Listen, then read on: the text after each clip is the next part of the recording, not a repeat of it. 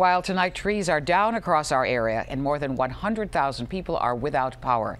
One of the hardest hit areas is Montgomery County. Tom Rousey is in Olney tonight with a first look at the damage there. Tom? Well, Maureen, we got a crazy story to tell you here in the Cloverly area of Silver Spring. You see behind me here this tree that snapped during the very big storms that rolled through right here. Well, let me show you what it landed on. It landed on this car right here.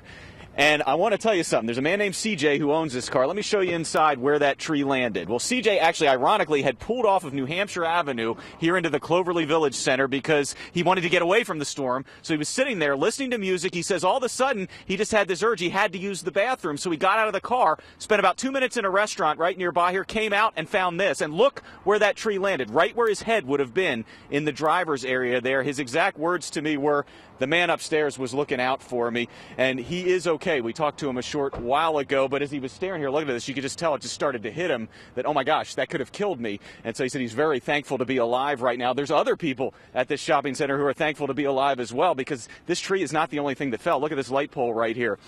This smashed to the ground as the heavy winds came through, and it did some damage. You can see there's a Toyota right here that had its back windshield knocked out, and they've already covered it with tarp there, but the windshield, well, it's lying right over here. You can see the damage that was done to it. There was another lady in a different car that wasn't damaged. She said she pulled up just as the storm was hitting. Next thing she knew, she said trees, poles, you name it, were falling all over the place. So she ran in terror into a nearby restaurant, and they helped her out. But she said she was literally seconds away from being hit by a tree when she made it into that restaurant. So everybody here okay, but it's kind of a miracle everyone is, because there were a lot of close calls here in Cloverly. Some folks report that they saw a funnel cloud around here. We haven't met anybody in person who said that yet, but there are reports that have come in about that. But I can tell you, whatever this was, it did a heck of a lot of damage. Live tonight in Silver Spring in the Cloverly area, I'm Tom Rousey, ABC 7 News.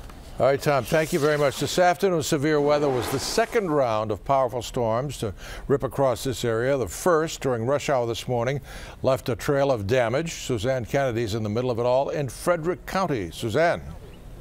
Well, Gordon, this storm system, as you mentioned, packed a powerful 1-2 punch, the first blow being felt here this morning in Frederick County. You can see the kind of damage that was done to this evergreen here, just snapped in half when the high winds blew through.